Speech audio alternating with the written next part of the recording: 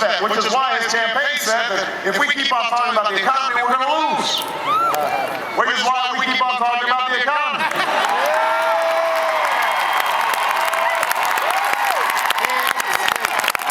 Meanwhile, Senator McCain's campaign said these last 2 weeks, calling me everything but a name of God, but a child of God. Because that's how you play the game in Washington. When you can't win on your ideas, you try to tear your opponent down. You try to make a big election about small things. So we may see a little bit more of that over the next 21 hours. You may have to talk to your grandma or your parents or your spouse. They may have been hearing some negative ads. You're going to have to be ambassadors on our behalf. But that kind of saying anything, do anything in politics, is calculated to divide and distract, to tear us apart, instead of bringing us together. We have a chance to beat back that kind of politics in this election, not just in the short term. We can put an end to it in the long term. We can show that negative politics is no match for the will and determination, the decency of the American people. That's what we've tried to show in this election, that you can keep your dignity, keep your decency, and still win. That's what this election is partly about. We can prove that we're more than a collection of states or just a collection of individuals. We're a union that over decades we've strived to perfect. That's who we are. That's the country we need to be right now. But Virginia, I know these are difficult times. And as we enter into Election Day, I think all of us understand that change isn't going to happen overnight. But I also know that we faced difficult times before. The American story has never been about things coming easy. It's been about rising to the moment when the moment was hard. About rejecting fear and division for unity of purpose. That's how we overcame war and depression. That's how we won the great struggles for civil rights and women's rights and workers' rights. That's how we'll write the next chapter of the great American story, and it will start tomorrow here in Virginia.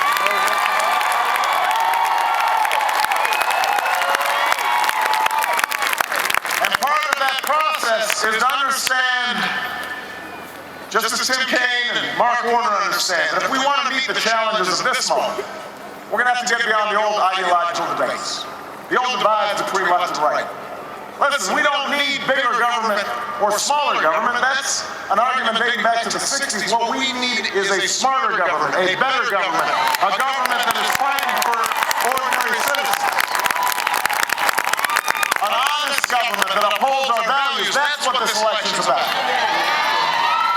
The choice in this election isn't between tax cuts and no tax cuts. John McCain and I both want to offer tax cuts. The question is, who do we give them to?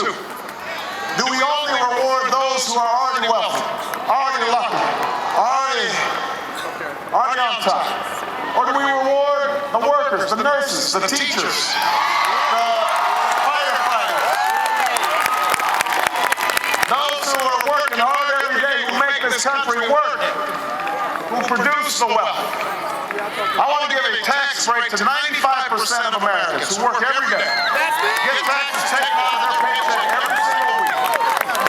And I want to help pay for this by asking folks who are making more than $250,000 a year to go back to the tax rate they were paying back in the 1990s under Bill Clinton. Now let me see a show of hands. This is a pretty big crowd. This is a representative sampling. How many people make less than $250,000 a year? Raise your hand.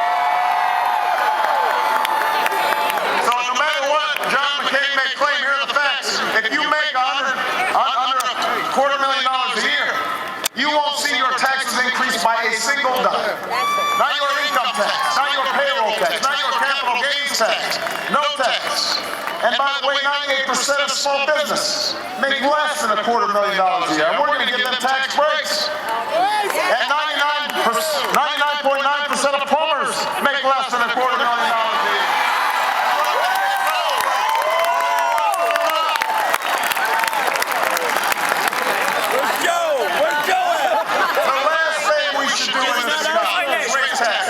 On the middle class. When it comes to jobs, Yes, the choice in this election is not between putting up a wall around America or standing by and doing nothing. Look, the truth is we're not going to be able to bring back every single job that's vanished because some of it has to do with technology, shifts in manufacturing. We've got a new global environment that's more competitive. But that doesn't mean we stand by and do nothing.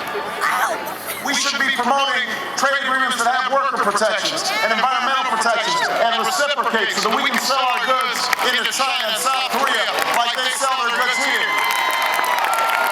We need to put down the tax breaks for companies that are shipping jobs overseas. Give those tax breaks to companies that invest here in the United States of America. We can create 2 million new jobs by rebuilding our crumbling roads and bridges and schools, laying broadband lines in the rural communities so companies can locate there. Thank you.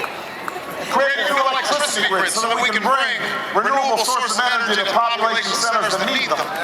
Invest $15 billion a year in renewable sources of energy. Building wind turbines and solar panels. Creating the next generation of biofuels.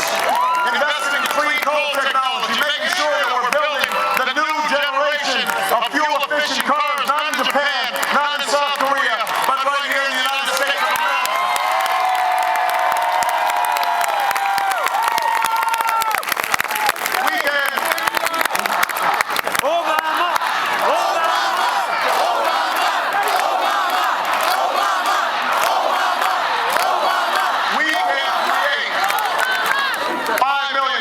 Jobs that can be outsourced, jobs that pay well.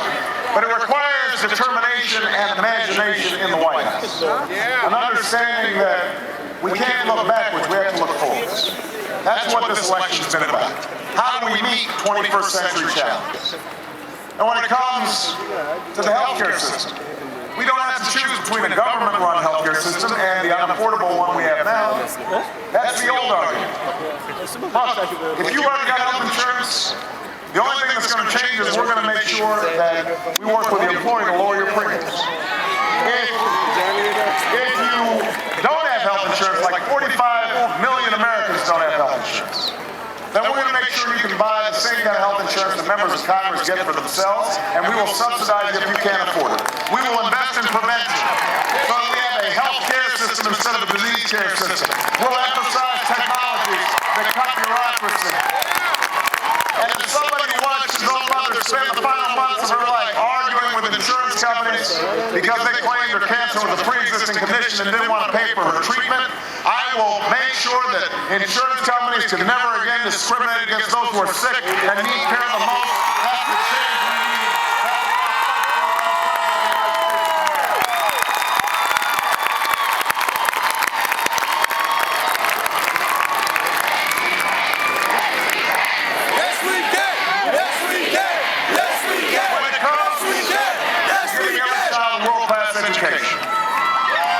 Which is going to be the key to the 21st century, the key to our competitiveness, and the key to our children's future.